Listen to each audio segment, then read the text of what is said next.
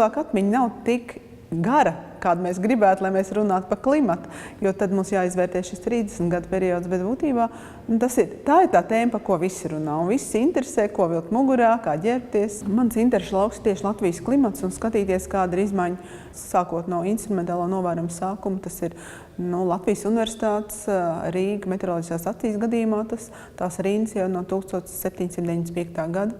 Vai skatīties 100 gadus atpakaļ, kas notika, kāds bija temperatūras mainība, nokrišņu svārstība, kāda bija sniega sega un tam līdzīgi.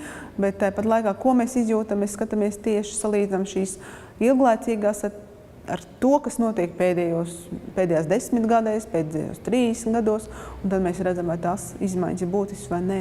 Un mēģinām arī rast risinājumus, kas tad ir izsaucis, radījis šīs pārmaiņas. Latvijas atrašanās šajā konkrēti vietā, kur mēs esam, varbūt ir tāda no klimata viedokļa liekas, ka tāds pozitīvs.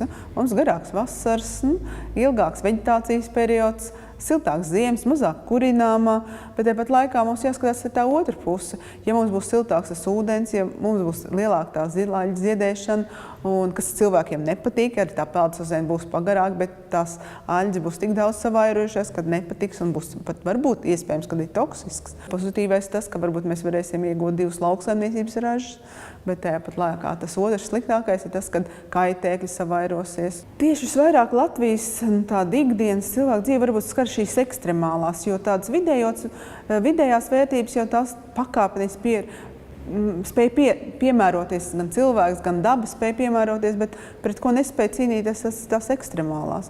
Mēs runājam par klimata izmaiņām, kas ir abus procesus vadīt, gan dabisks, kuram mēs spējam tikai pielāgoties, un tāpat tā daļa, ko dod cilvēks ar savu saimniecisko darbību, tā ir tā daļa, ko mēs varam ietekmēt, ko mēs varam mazliet mazināt. Šī grāmata ir ļoti daudzpusīga, un kas autori, kas strādā dažādās jomās, un izlasot